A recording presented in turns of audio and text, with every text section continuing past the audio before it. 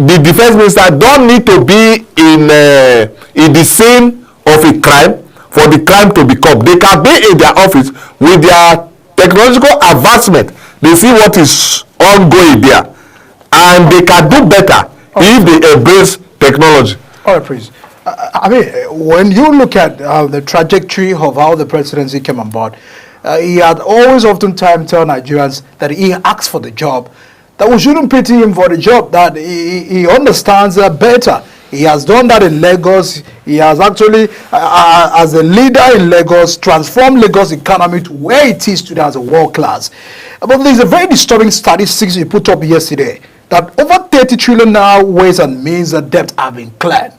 Nigerians are saying that it is just a rhetoric, that it has not in any way been the case on how can we say that we are going in to pay a 30 trillion ways and means from the last administration, that it looks that there is something that they are not telling Nigerians, that if we have other debt to have cleared, how should it be that it should be the means, the ways and means, when we probably would have actually gotten those who were behind, the mismanagement of that fund. Do you believe in that statistics of 30 trillion naira cleared by his broadcast? Yeah, that is what he has proclaimed to Nigeria, and we Nigerians, we are looking forward. We are studying the situation. We want to get fact figures. The president addressed us yesterday, and till this moment, majority of the Nigeria, we are fact checking what the president has communicated to us. And now, this is what we keep saying. Nigerians are dying. There is hardship in the land, and we are expecting the President Bola Ahmed Tinubu to tell us this is what we have done, practicable achievement that we all are seeing. Not to calling us, not to coming to the national televisions and addressing the entire world. We have paid 30 trillion naira debt, and we are not, Nigerians are not interested in the debt payment. We are interested in how can we get out of where we are. Is it true? We are in a difficult situation. We need food on our table, and we need a working system. To us, majority of us, we see that as an audio, and we are fact checking it, and at the appropriate time we will respond. Is it true that this government inherited a bad economy? Because there have also been a defense on the party, by this government to tell you that PDP over 16 years had probably turned the economy upside down. That's the reason why we are taking time to repair it. And APC will also tell you that the last administration were trying to fix the economy. But Nigerians are actually, on the middle of all of this, insisting that if things got worse during the last administration, and this is the same statement of people trying to push blame, and people will tell you that you stop putting blames, you should stop asking that the issues are enormous, that you asked for the job, that you ought to fix the problem. That was the reason why you had applied for the job. In all fairness, in all honesty, those challenges have been there before the coming on board of President Ahmed Bola Tinubu. And we are talking of challenges of 64 years old, legally. It would be wrong for us to blame the president who had just spent 1 year and 6 months or 8 months thereabouts. As the case may be, we expect him to do better than what he's doing today.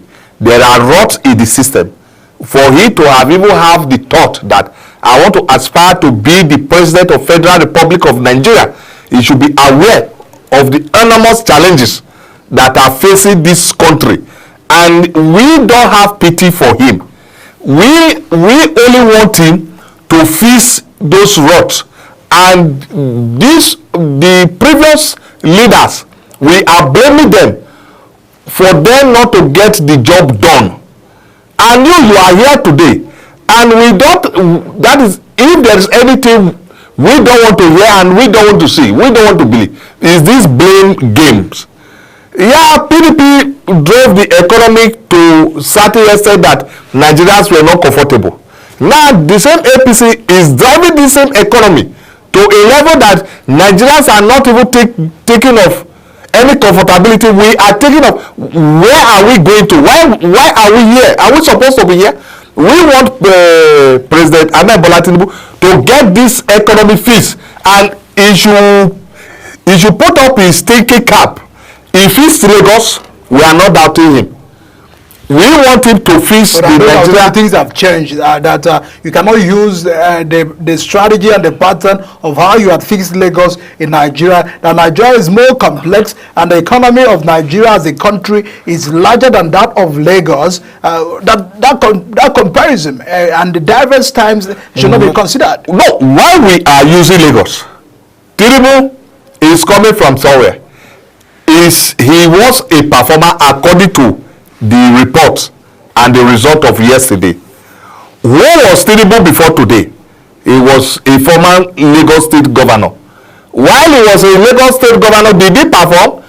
The answer before today is yes. He is a president of Nigeria today. What is Tinubu performance? That is what is giving a lot of us a great concern, that if this man fixes Lagos economy, what does it take? Why can't he fix Nigeria economy? And because of so far so good, he take two routes to be destroying Nigeria economy: devaluation of Nigeria naira, and also the subsidy removal. That is what is causing this hardship, and that is what is causing this inflation. And before now, we were thinking of a minimum wage. We are no longer even discussing a living wage. And that you see, most families in Nigeria today, they cannot even have 2 square meals. The minimum wage today can no longer take anybody home. And as if we are now working for the petroleum sector, we are now working for the economy, and you now discover that the same economy is turning upside down. This is not Nigeria of anybody's dream. When we look at the basic economy, that those that also will argue that probably if we are asking to take the tough decisions, if we want to solve the economy of this country, that we must endure, we must begin to have some patience. That in comparison to fuel in other countries, I mean, it's over 1,500 now if you convert it to a currency. Like which country are we talking about? Instances of the neighboring countries very close to us. There have been a confirmation on that. Many reports. I think you should do a research on Libya. Convert to Nigeria currency. It's more than 1,000 naira. It's less than 100 naira. You can fact check it. We have countries that are selling for 1,000 naira. And we equally have a country that sell below 60 naira. Are they not subsidizing? They're not subsidizing. Compared to the fact that when we are subsidizing, we you have... can fact check it. Check out Libya. All right. So in that global change, in that justification to the point that things are in a way, economically, globally, is very posing a lot of challenge to us, that if we must endure the currency of, floating the currency now and removing subsidy, that means we must in any way exercise patience. Isn't that the sacrifices Nigerians probably that the president is looking at? The president is not getting it right. Why is he not getting it right? You are taking double routes at the same time. You want to run this half, and meanwhile you are going to a same destination. If they are telling us neighboring countries are selling PMS above 1,500 naira, if you base $1 for 100 naira, you will discover that those people are buying PMS less than 50 naira. And what we are saying is that we as a nation, as a country, we are even having 4 refineries for the past how many years? Why is it that there is none functioning? Dangote started this refinery journey in 2017, and today is producing. And before Dangote started his refinery journey, our 4 refineries have been completed and they were formerly producing, but today they are not producing. Year in, year out, we are doing turning around maintenance. So now this turnaround maintenance has not taken us anywhere. And if you want to compare and contrast the PMS prices with neighboring countries, is there any of those countries that is having a refinery? Is there any of those countries that is oil producing nation? If no, why the comparison?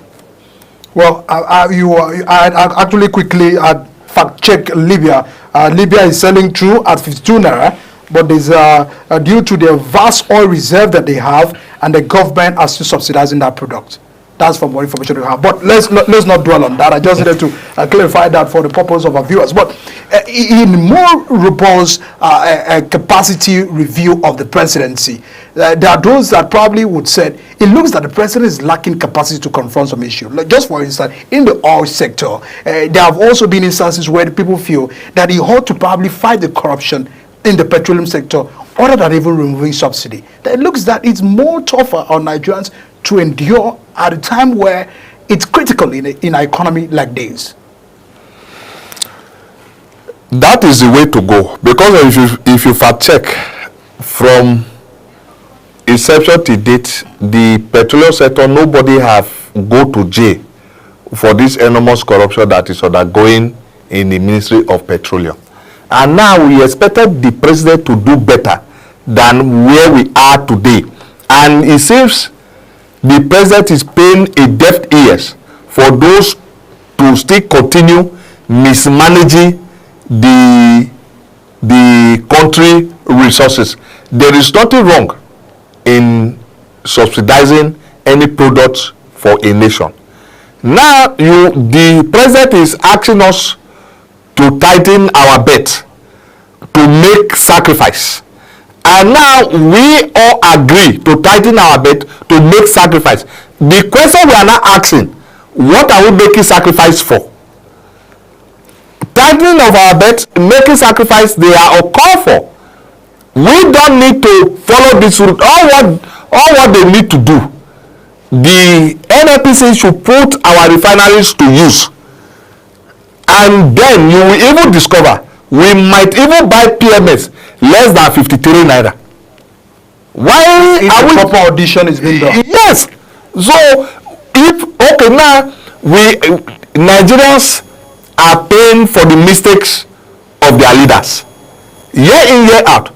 And now it seems Nigerians, we are now waking up, we are not telling ourselves that we don't need to pay for their mistakes. If you know you cannot do it, step aside. We have 1,000,001 Nigerians who can do it better than any Nigerian think that he can do it. Are the leaders making enough sacrifices? They are not making any sacrifice. They are not making any sacrifice. In terms of cost of governance? Yes, they are not making any sacrifice. This is a country where the leaders will purchase a car of 75 million naira. The man driving that car of 75 million naira, you barely pay him 70,000 naira monthly. How will you justify that? The man cannot even live 100 kilometers close to you. How are you justifying that? The way the leaders are managing the economy or managing the Nigerian situation, they are making things more difficult for Nigerians. Mr. President, on his broadcast had called that Nigerians should look at the labor of the heroes past. And there have also been a consideration of the fact that if we must go by the labor of our heroes past, what does that really mean for this government? What does that really mean for Nigerians at a time like this? Because the reason I'm asking that is because just yesterday, the hunger protests persisted again. We saw some protests in Lagos, issues in Abuja and some major cities, there are still Nigerians who are still taking it to the street, feeling that, lacking trust for the government of the day, irrespective of the move by the government to set up a conference for young people to come into discussion. They have even dismissed that move, describing it that, they don't need the converb for some certain policies of government to be taken. So, in a way of trying to reflect on that statement, the labor of our heroes past, what comes to your mind? The labors of our heroes past shall never be in vain. That was our former national item. As it stands today, their labor has been in vain. And the way they laid the foundation of our dear country, Nigeria, I think the foundation was proper. And the people who ran the foundation or who set up got it wrong. This is not the system Nigeria was established. This is not the system of our heroes, the founding founders of Nigeria. This is not the dreams of their governing system. Now, and the tail end, it was changed. And don't forget, Nigeria is 64 yesterday. 6 years after independence, we take a wrong route that Nigeria embarked on a civil war that was uncalled for, and that civil war disorganized Nigeria to date. That civil war caused Nigeria a very huge harm of distrust amongst Nigerians. And that is the reason you see, even though Mr. President will communicate to Nigeria, and some Nigerians need to go and fact check, because we have discovered that most of our leaders are not sincere, they are not genuine. They will just come and hold a piece of paper and communicate what is in their mind, and that is what not is a practice. At the end of it all, you discover that year in, year out, the labor of our heroes past has been in vain. This is not Nigeria of their dream, which a serious nation.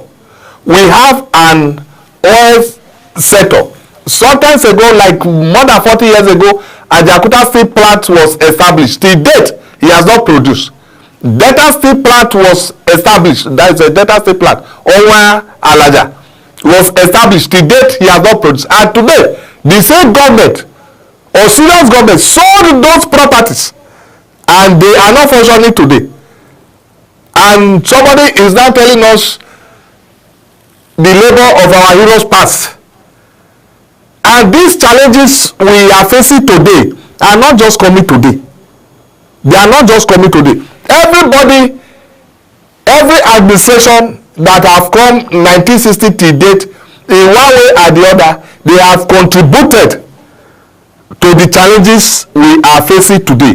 When every administration come, they normally come up with a blueprint. Like I think the most popular from 1960 to date is SAP, the Structural Adjustment Program. When I was a little child, I was made to understand that SAP was a terrible document. It was going to take a Nigeria to pit of hell. And if you study that document, you will find out that that was the way to go. If you study that document, that was the way to go from idleness to a productive nation. All right, Prince.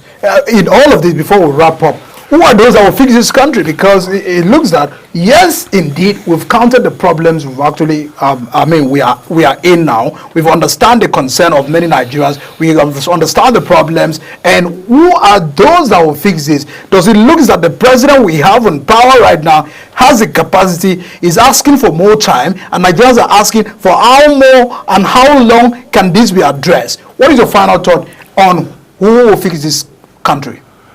Nigerians will fix Nigeria, no two ways about it. But the leadership of Nigeria today, we don't see there as those that will face the challenges we are facing in Nigeria. and quickly you made mention of House of Representatives rejecting the honor given to the speaker. The mover of that motion is a very brilliant young man, Honorable Philip Agbese. I think he's the deputy spokesman of the House of Representatives. Yeah, for that to move for a request for a higher honor, that is their duty. But the question is that, does Mr. President need their opinion to give a national honor? The answer is no. The answer is no. I think they did that because they are the people's parliament.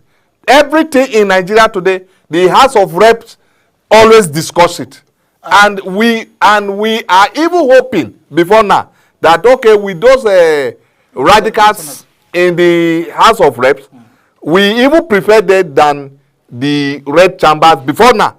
That we were thinking that with the spirit they came aboard with, by now they would have squeezed the NNPC and the petroleum sector for us to even come close to getting it right. Because there are those that are saying issues of national honors should not even be what the House of Reps should be passing motions and all of that. We have very critical issues in this country that they ought to pay attention to. Isn't that a misplaced of priority? No, the House of Reps, they have been doing well, honestly speaking. In every step, you will see them discussing issues affecting Nigeria, issues that will move Nigeria forward. The speaker deserves the GCON just as the Senate President, because there are those that will tell you that the Senate President is the head of the National Assembly. That is the honor is on the office, president's powers to confirm any honor of who he deemed fit. So even though you want to equate speaker and the Senate President, I think the Constitution is very clear about that. This is number 3 man of the Federal Republic of Nigeria. This is number 4 man of the Federal Republic of Nigeria. So why can't we move? Why can't the House of Representatives move a motion for the Senate President and the Speaker to be number 3? All right, just before we wrap up, we also have a concern of the fact that all of these boils back to the table of the president. And now that the president has also taken 2 weeks out for vacation, and that those that are still having mixed feeling about that, he said that he just needed to stay yesterday, give his broadcast, and then flee out of the country, or that, you know, having a break as a leader is also necessary, understanding the fact that Ananuga, the spokesman of the president, had said that some ministers, there will be some level of reshuffling of the ministers, and that are still counting on the fact that they are not performing and they ought to be shown the way out. Now that the president is out for another 2 weeks, it therefore means that they will still be in power and the continuation of the running of the governance. It looks at the economy team of the president have been questioned. People are lacking trust on what the ministers, on everyone's are doing. Some persons and the other persons are saying that it looks that they do not know their job. Yeah, we don't need to tell that majority of those ministers, they don't know their job. There are some of them, ordinarily, they are not supposed to be where they are today. That's why I was telling you that the brokers of the president of Federal Republic of Nigeria, October 1st, was a misplacement of priority. We expected a new dimension from the brokers. What was the new dimension? Those non-performing ministers should have been excused yesterday, and today, while the National Assembly, we received a new nominee. Those that will come and rejig and help the today government to get to a promised land. If Mr. President is asking for more time, and I wonder where that time is going to come from. He has a contract with Nigeria which is 4 years, and he has spent 1 year and 6 months, and we are still counting. I don't know how many years he needs to get those things done. Those Nigerian challenges are not rocket science. They can be fixed. All what he needs is for him to be determined that I want to get this done. And this traveling out of the shores of Nigeria, month in, month out, or at all time, will not save the situation. The solution of Nigeria economy lies in Nigeria. It's not in anywhere. And the president don't even need to go for an holidays, because we have enormous work that needs his attention. Well, thanks, Mr. Danisi Momo, for your very contribution tonight on the program. There are still a whole lot of concern, and we appreciate you for joining us tonight on the Big Talk.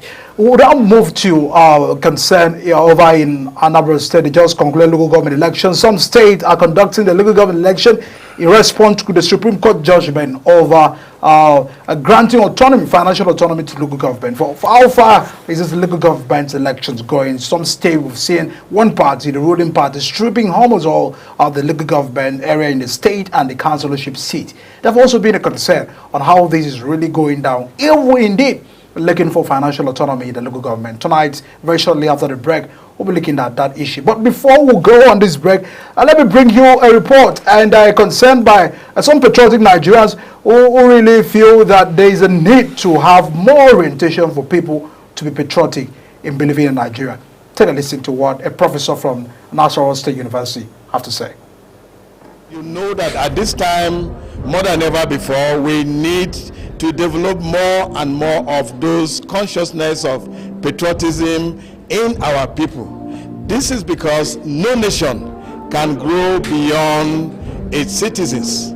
No nation grows without input from the citizens. And so if the citizens are not patriotic, you can be sure that you can never attain much development in that country. And so it's very important that we begin to remind ourselves about the need for us to develop this country. He will ensure that anything that is good for the country, he is present in that.